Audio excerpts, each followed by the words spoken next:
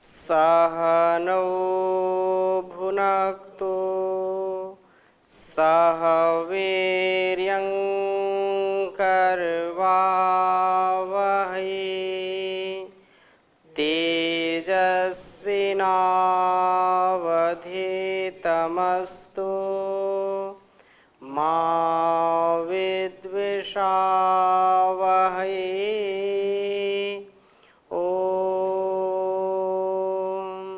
शांति शांति शांति।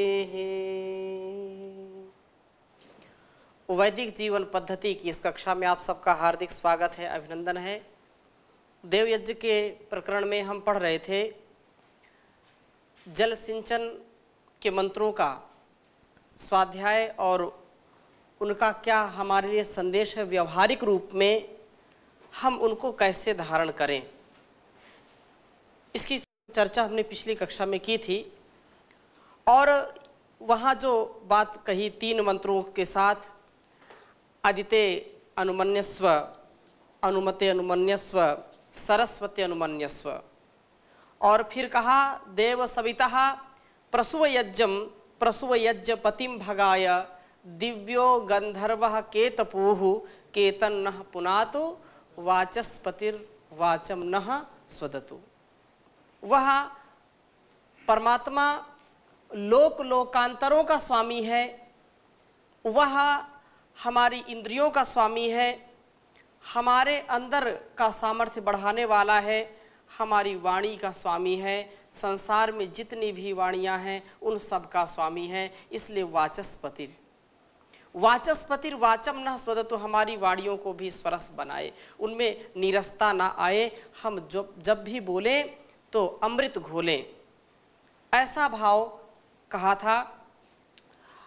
वहाँ जो आदित्य अनुमन्यस्व, तो एक भाव यह भी हम लगा सकते हैं कि आदिति जिन पुरुषों का देवता है, अनुमति जिन पुरुषों का जो है अनुमति देवता है, और सरस्वती जिन पुरुषों का जो है सरस्वती देवता है। तो आदिति अखंडता का प्रतीक है। आदित्य अनुमन्यस्व कहा था, अखंडता का प्रतीक है। यह देवता जो किसी की जो सुनने को तैयार नहीं, बात कहने से भी आगे को भागते हैं, उनका यह देवता होता है। अनुमति जो अनुकूल आचरण है, यह उनका देवता होता है जो पीछे चलने को तैयार रहते हैं। और ऐसे व्यक्ति नेता के पश्चिम में खड़े रहते हैं, अर्थात पीछे खड़े रह करके जो सदा तैयार रहते हैं। सरस्वती जो ज्ञान, सरस्वती ज्ञान को कहते हैं, ज्ञान की देवी को कहते हैं, और वह जो लोग ज्ञान को अपना देवता मानते हैं उनके लिए है यह अपनी समझ से काम लेते हैं। और यह व्यक्ति ना तो बात कहने से पूर्व को आगे को भागते हैं, ना पीछे को दृढ़ रहते हैं। एक बार जो बात कह दी, जो वचन दे दिया, उस वचन को निभाने के लिए सदा तत्पर रहते हैं। ना आंख मूंद कर किसी की बात के पीछे चल पड़ते हैं, अर्थात सोच विचार करके ज्ञान पूर्वक अपना कदम आगे बढ़ाते हैं, उत्तर की ओर खड़े रहते हैं। परंतु जो व्यक्ति उस मुख्य नेता से भी अपने को अधिक समर्थ समझता है, वह अधिक योग्य व्यक्ति इसका साथी नहीं बनेगा। यह अधिक योग्य व्यक्ति किसी के बाएं और या पश्चिम ओर खड़े होने को तैयार नहीं, वह अपने ओर ही उससे असहमत करके अपनी इच्छा से, अपने विवेक से ही अपना मार्ग प्रशस्त करता है। ऐसा जो अपने ज्ञान को अपने जीवन का आधार बनाता है, वो कभी भी अंधानुकरण नहीं करता है। इसलिए सरस्वती अनुमन्यस्व, सरस्वती का जो आराधक है, जो ज्ञान का आराधक है, ज्ञान का जो पुजारी है, वो अज्ञान में अपने को कभी डालता नहीं है। वो दूसरों की बात को सुनता है, समझता है और अपने विवेक से कार्य करता है। कहते हैं सुनो सबकी, करो अपने मन की, दो अर्थ इसके निकलते हैं। एक तो यह है कि हम किसी की भी सुने और करना वही है जो अपने को अच्छा लगता है। दूसरा ये है कि सुनना सबकी, फिर अपने चिंतन के साथ जो हमारे लिए कल्याणकारी, राष्ट्र के लिए कल्याणकारी है, उसको मान करके अपने जीवन को जीना। ऐसी यदि हम विद्या को, ऐसे ज्ञान को अपने जीवन में उतारते हैं तो निश्चित रूप से वह जो सविता देव है, सबको कर्मों में प्रवृत्त करने वाला देवता जो है, वह यज्ञीय भावना को बढ़ा करके यज्ञम प्रसु यज्ञपतिम भगाय, तो वह रक्षक हमारा यज्ञ भी बढ़ाएगा और यजमान की भी रक्षा करेगा, उसको भी बढ़ाएगा। अतः जब हम यज्ञ कर रहे हैं तो ज्ञान पूर्वक, विवेक पूर्वक अपने को आगे बढ़ाएं, यही बात यहाँ पर कही है। और अगले मंत्र के साथ हम आगे बढ़ रहे हैं। आघार और आज भाग आहुति मंत्र। इसके बाद 4 मंत्र घृत की आहुतियों के लिए हैं और निम्नलिखित 2 मंत्रों का उच्चारण करके स्वाहा शब्द के उच्चारण पर घृत का हम घृत की आहुति देते हैं। निरंतर एक एक आहुति धारा के रूप में पश्चिम से पूर्व की ओर क्रमशः अग्नि के उत्तर तथा दक्षिण में, और इसी प्रकार से जो मंत्र बोलेंगे उन मंत्रों के साथ साथ स्वाहा जब बोलेंगे तो धार के साथ घृत आहुति को देना होता है। तो ये 4 जो मंत्र हैं वो आपके समक्ष मैं प्रस्तुत कर रहा हूँ और ऐसे ही इन मंत्रों के साथ घृत आहुति देते हैं। ओम अग्नये स्वाहा।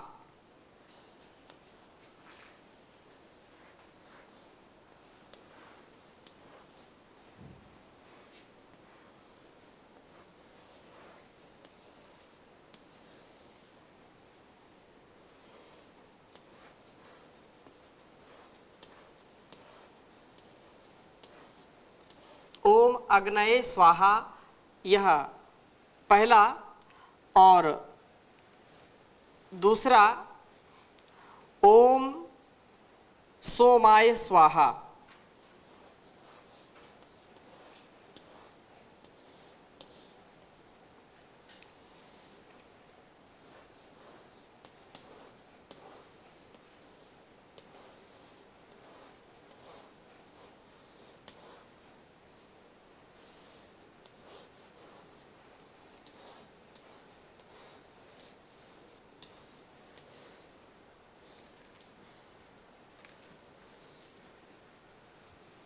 तीसरा है ओम प्रजापतये स्वाहा।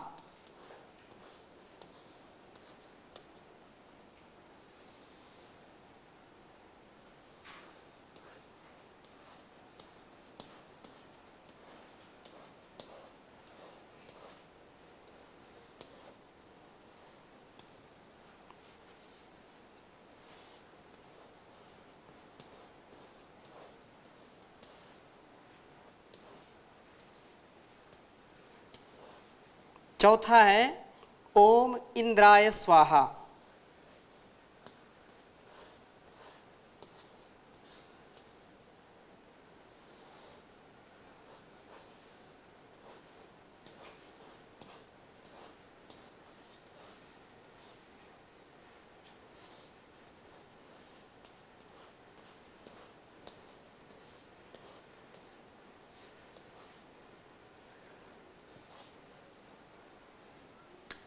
एक बार उच्चारण करेंगे।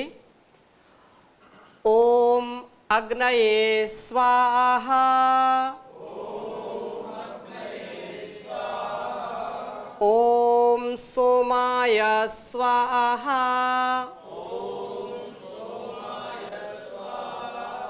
ओम प्रजापतये स्वाहा।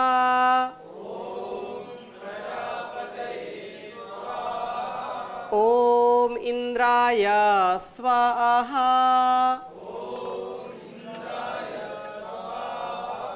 इन 4 मंत्रों के साथ 4 आहुति हम देते हैं, घृत की आहुति देते हैं।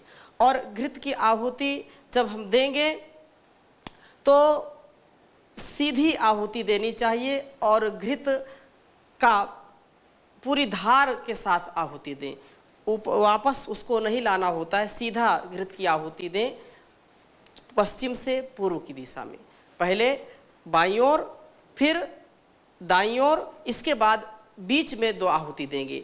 प्रथम जब हम मंत्र बोलेंगे अग्नये स्वाहा तो हम बाएं से बाईं ओर देंगे और सीधी आहुति देंगे। इसके बाद फिर सोमाय स्वाहा दाईं ओर आहुति देंगे, घृत की आहुति। इसके बाद प्रजापतये स्वाहा और इंद्राय स्वाहा 2 आहुतियाँ वेदी के बीचों बीच देनी होती है अग्नि को प्रज्वलित करने के लिए। इस बात का ध्यान रखना चाहिए। और इनके भाव क्या हैं, इनके अर्थ क्या हैं, उस पर हम चर्चा करेंगे। ओम अग्नये स्वाहा, जैसा कि पूर्व में भी कई बार चर्चा की जा चुकी है, अग्नये स्वाहा, अग्नि का जो स्वभाव है वह अग्नि ज्ञान अग्नि है और उस परमात्मा को भी अग्नि के रूप में हमने स्वीकार किया है। वह प्रकाशक है सबका, सबको प्रकाश देने वाला है, सबको ज्ञान देने वाला है। इसलिए यहाँ पर कहते हैं कि अग्नये स्वाहा, हे प्रकाश रूप परमेश्वर, यह सुंदर आहुति आपके लिए है। हे प्रकाशक ज्ञान रूप प्रभु, यह आपके लिए है, यह मेरे लिए नहीं है। तो वहाँ इन चारों मंत्रों में मैंने केवल ये लिख दिया है, और चारों मंत्रों में ओम सोमाय स्वाहा, अग्नये स्वाहा, प्रजापते स्वाहा, इंद्राय स्वाहा, और चारों में ये बात जो पूर्व से चली आ रही है, इदम अग्नये इदं नमम, इदम सोमाय इदं नमम, इदम प्रजापतये इदं नमम, इदम इंद्राय इदं नमम। ये उसके साथ साथ लगा है कि यह जो आहुति मैं दे रहा हूँ अथवा ये आहुति जो मैं दे रही हूँ ये मेरे लिए नहीं है। इन चारों मंत्रों में इदं नमम पहले से ही नियोजित है, तो उसको ऐसे ही हमको समझ लेना चाहिए। मैंने यहाँ पर लिखा नहीं उनको। और यह जब भाव आएगा तो व्यक्ति का जो उदार भाव है वो प्रकट होता है। इसी प्रकार से ओम सोमाय स्वाहा, हे शांति स्वरूप परमात्मन, जो सोमपान किए होता है, सोमपा बोलते हैं। सोम का तात्पर्य क्या है, जो पिछली कक्षा में भी थोड़ी सी हमने चर्चा की थी, जो अपने को सामर्थ्य युक्त बना लेता है, आत्मिक बल को जो प्राप्त कर लेता है, शारीरिक बल को जो प्राप्त कर लेता है, वही सोमपा होता है। वो सोम का मानो पान कर लिया होता है। और जब सोमपान करता है, जब वीरवान व्यक्ति होता है, धैर्यवान होता है, उसके अंदर का सामर्थ्य बढ़ता है। वो जल्दी से अपने आपा को नहीं खोता है, अपने में स्थिरता को प्राप्त होता है, स्थिरमति होती है। और स्थिरमति वाला बहुत सूझबूझ के साथ जीवन को व्यतीत करता है। जिसके अंदर आत्मबल नहीं है, जिसके अंदर शारीरिक बल नहीं है, जिसके अंदर बौद्धिक बल नहीं है, वह व्यक्ति बहुत जल्दी चंचलता को प्राप्त हो जाता है, बहुत जल्दी चिड़चिड़ा, उसके स्वभाव में चिड़चिड़ापन आ जाता है और वो धैर्य को नहीं धारण कर पाता है। क्योंकि जब धैर्य हमारा छूट जाता है, धैर्य टूट जाता है, तो हम बहुत जल्दी हताश और निराश हो जाते हैं। हताश निराश ना हो इसके लिए सोमाय अर्थात सोम देव की हम आराधना करते हैं। सोम के लिए है, अर्थात जो शांति का देवता है, जो शांति का देवता है। जैसे सूर्य प्रकाश मतलब उष्णता को प्रदान करता है और चंद्रमा शीतलता को प्रदान करता है, तो हमारे अंदर 2 नाड़ियाँ भी हैं, एक सूर्य और एक चंद्र, चंद्र स्वर और सूर्य स्वर। तो ये दोनों स्वर ही जब जो है संतुलित होंगे तो हमारा शरीर क्या होता है, स्वस्थ होता है। अगर इन दोनों में से किसी में भी थोड़ी सी भी असंतुलनता आ गई, असंतुलन बढ़ गया, डिसबैलेंस हो गया, तो हमारा स्वास्थ्य खराब होने लगता है। अतः यह सोम या ये अग्नि हमारे लिए कल्याणकारी हो।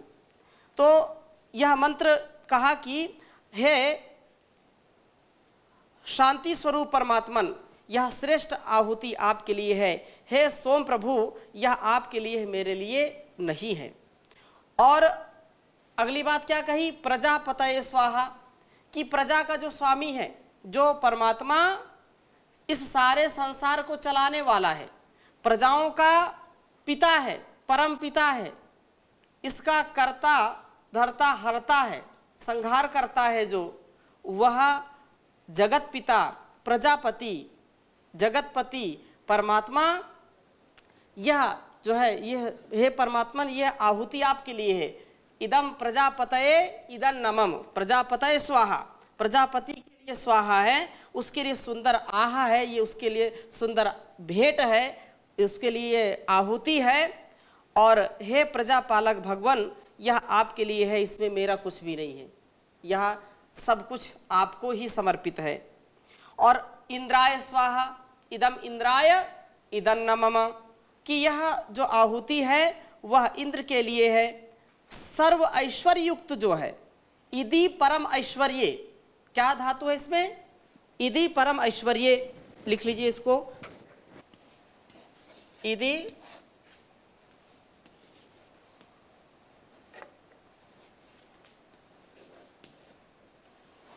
इदि ऐश्वर्य परम ऐश्वर्य,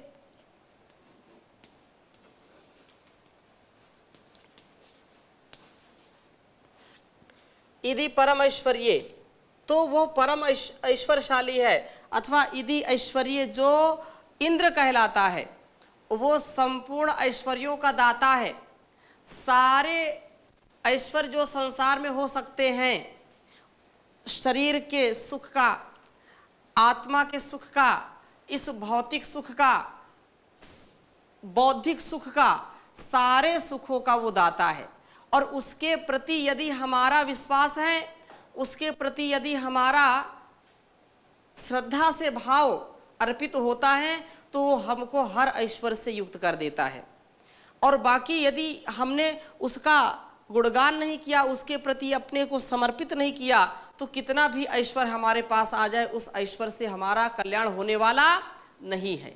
इसीलिए कहा कि सुरूपम शरीरम नवीनम कलत्रम धनम मेरुतुल्यम वचश्चारुचित्रम हरेरंघ्रे मध्ये मनश्चेद लग्नम ततः किम ततः किम ततः किम ततः किम, कि परमात्मा ने इस शरीर रूपी जो सबसे बड़ा ऐश्वर्य है, यदि हमारा शरीर ठीक नहीं है और धन धान्य हमारे घर में है, इतनी संपत्ति है, अकूत संपदा है, लेकिन शरीर हमारा ठीक नहीं है, तो संपदा से कुछ लेना देना है क्या? वो संपदा किस काम की? जब हमारा शरीर ठीक नहीं है, किसी को थोड़ा सा बुखार आ जाए तो उसके लिए सब भोज्य पदार्थ मिट्टी के समान है, गोबर के समान लगते हैं, कोई स्वाद ही नहीं आता। बादाम की, काजू की, किशमिश की, पिस्ता की चाहे बोरी रखी हो, लेकिन उसको खाने में ही कोई स्वाद नहीं है, तो उन बोरियों से कुछ होगा क्या? नहीं हो सकता। इसलिए वह जो इंद्राय सब प्रकार का ऐश्वर्य देने वाला परमात्मा, उसके लिए हम आहुति देते हैं। और वो ऐश्वर्य कब मिलता है? जब हम ईश्वर के प्रति समर्पित होते हैं। उसके प्रति हमारी जो समर्पण की भावना है, वो जब प्रबल होगी तो हमारे अंदर का और बाहर का ऐश्वर्य बढ़ता है।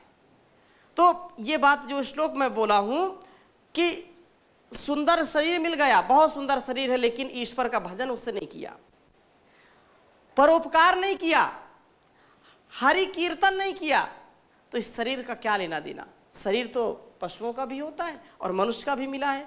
लेकिन पाके सुंदर बदन कर प्रभु का भजन, पाके सुंदर बदन कर प्रभु का भजन, दुनिया फानी का कोई भरोसा नहीं, कितने राजा गए कितने रानी गई, राजधानी का कोई भरोसा नहीं, इस सुघड़ बेला में कर कमाई भली, नौजवानी का कोई भरोसा नहीं।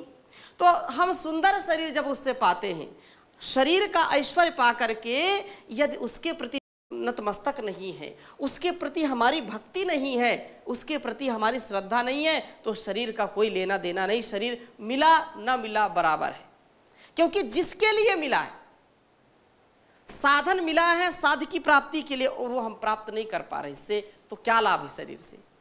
स्वरूपम शरीरम नवीनम कलत्रम। परमात्मा ने संसार की व्यवस्था चलाने के लिए जोड़े बनाए हैं, नाग नागिन के जोड़े बने, हाँ, राग और रागनी के जोड़े बने, इसी प्रकार से स्त्री और पुरुष के जोड़े बने।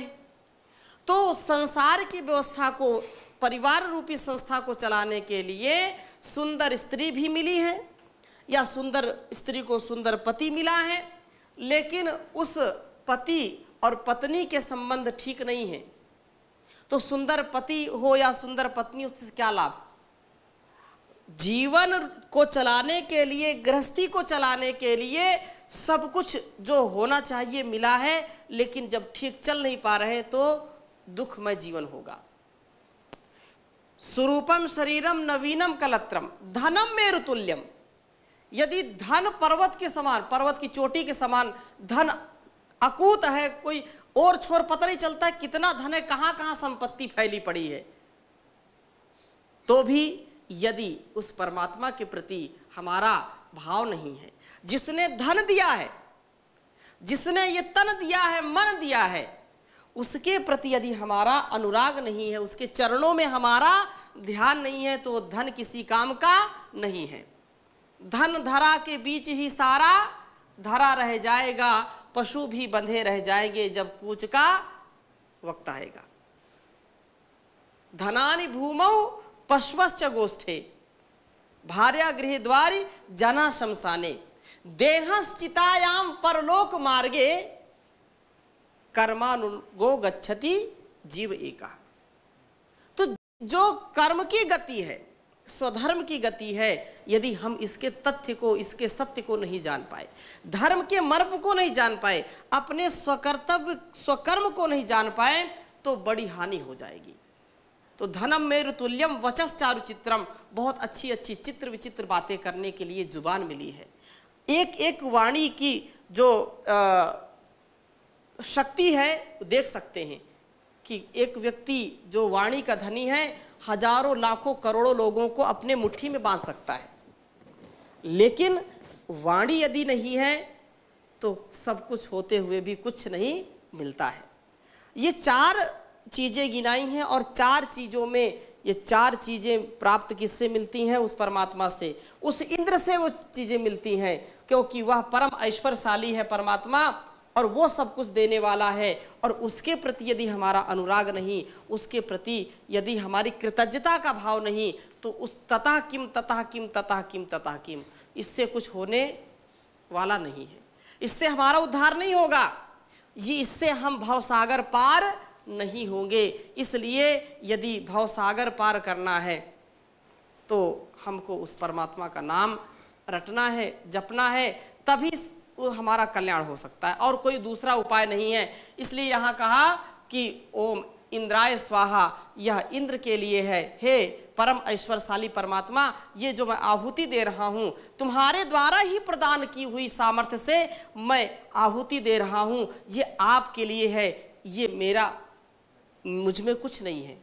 इदं न मम, ये मेरा नहीं है, ये आपके लिए है, क्योंकि आपके ही द्वारा ये सब कुछ मिला हुआ है।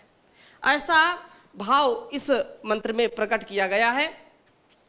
और इस प्रकार से ये चार आहुतियां हम देते हैं।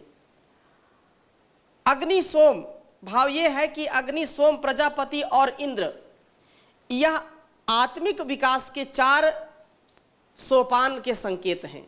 ये चार सीढ़ियां हैं, चार दर्जे हैं, इनको ऐसा जानना चाहिए। ये चार प्रकार की क्या है? सीढ़ियां हैं। चार प्रकार के क्या है? सोपान हैं, चार दर्जे हैं। पहले ज्ञान का प्रकाश हो, जो अग्नि कहा है, अग्नि ज्ञान का प्रतीक है। ज्ञान होगा तो उसके बाद हितेच्छु भाव और प्रेरणा पुरुषार्थ का भाव हो, जो सोम है। दोनों गुणों का उपयोग प्रजा के पालन में हो, प्रजा के पालन में। फिर कभी हो सकता है कि आत्मा इंद्र जो है कभी हो सकता है कि आत्मा इंद्र ना बने लोक में वही राजा ऐश्वर्यशाली होगा जो इस क्रम से बुद्धिपूर्वक अपने जीवन को व्यतीत करेगा। पहले प्रथमे न अर्जिता विद्या, द्वितीय न अर्जितम धनम, तृतीय न अर्जितम पुण्यम, चतुर्थे किम करिष्यति। जो प्रथम है वो क्या है? प्रथमे न अर्जिता विद्या, द्वितीय न अर्जितम धनम, तृतीय न अर्जितम पुण्यम, चतुर्थे किम करिष्यति। अर्थात जब विद्या सबसे पहले है, ज्ञान सबसे पहले है, जैसा ज्ञान होगा व्यक्ति वैसा व्यवहार करेगा। तो ज्ञान जो है अग्नि, जो अग्नि कहा अग्नय स्वाहा, तो अग्नि को सबसे पहले रखा इसीलिए। और सोमाय स्वाहा तथा प्रजापते, क्योंकि अग्नि ज्ञान होगा, कर्म होगा, सात्विक कर्म होगा तो उससे हमारी प्रजा बढ़ेगी। सात्विक स्वकर्म स्वधर्म होगा तो सात्विकता जितनी अधिक होगी उतनी सुख और समृद्धि हमारे और हमारे प्रजा के अंदर होगी। ऐसा भाव इसमें दर्शाया गया है। अपनी प्रजा के पालन और शिक्षण में जो लोग लगे रहते हैं, प्रेम से जो पुरुषार्थ में लगे रहते हैं, वह उन्हें मनुष्य बनाकर अपनी भुजाएं बनाना जानता है। उसका बल उसके बल से होता है, अर्थात परमात्मा उनको उबारता है। इन्हीं गुणों के प्रताप से सारे संसार का राजा है वह परमात्मा। अग्नि आदि उसके अनेक अपने स्वरूप हैं। यही संकेत है जो साधक आध्यात्मिक क्षेत्र में इन गुणों को अर्थात प्रकाश, मिठास, लोकहित को अपनाएगा, अवश्य एक दिन परम सिद्धि को प्राप्त होगा। इस प्रकार भावों से युक्त होकर के साधक सायं व प्रातः इन आहुतियों को प्रदान करता रहे। इनमें कोई भी आलस्य प्रमाद ना करे, क्योंकि वह परमात्मा हमारी रक्षा करने वाला है, सर्वत्र हमारा संवर्धन करने वाला है, परिवर्धन करने वाला है। और उससे हम ये प्रार्थना करें, प्रभु रक्षा करो हम तो फकत तेरे सहारे हैं।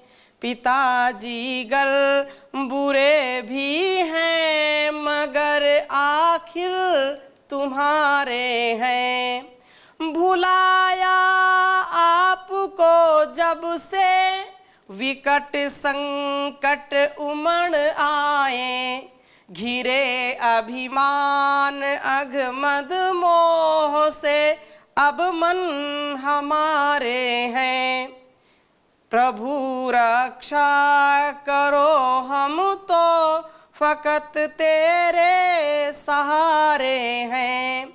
हम संतान ऋषियों की, तपस्वी योगी मुनियों की, बने भोगी हुए रोगी, बुरे किस्मत के मारे हैं। सुखद सर्वज स्वामिन बस यही आशा करो पूरी। लगे जाही ये सेवा में प्रभु मन अब हमारे हो।